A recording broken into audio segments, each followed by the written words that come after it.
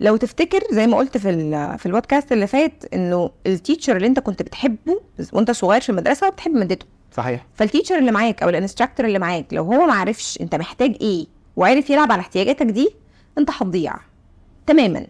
انا دلوقتي انت قلت لي ادخلي احنا هنصور في الروم اللي هناك دي، فدخلت كل شويه خبط على الروم وافتحها وادخل ما الاقيش المكان، وبعدين اخبط على الروم تاني افتحها وادخل، ما انا مش عارف المكان فين، فافضل الف لحد ما اعرف ان المكان اهو.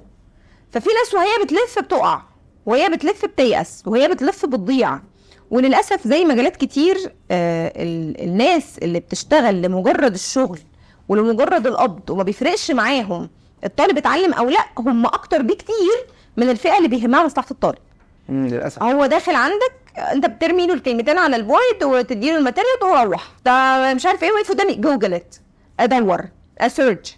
طب ما انا في الاخر ما عرفتش، ما هو انا مش زي الناس القديمه اللي معاك بقالهم كتير. فهو عايزك عارف ويظبط لك شويه حاجات مع اللي انت عارفه ويقول لك يا انت كده اتعلمت، انت زي الفل. كروته. فما دام انت رحت زي الدكتور، انت رايح للدكتور ما عرفش يشخصك صح هيديك على غلط، فانت مش هخف، انت هتتعب اكتر. هو ده بالظبط اللي بيحصل، هو نفس قياسا على الاثنين هي الموضوع واحد بس. فانت عايز حد يبقى فاهم انت محتاج ايه.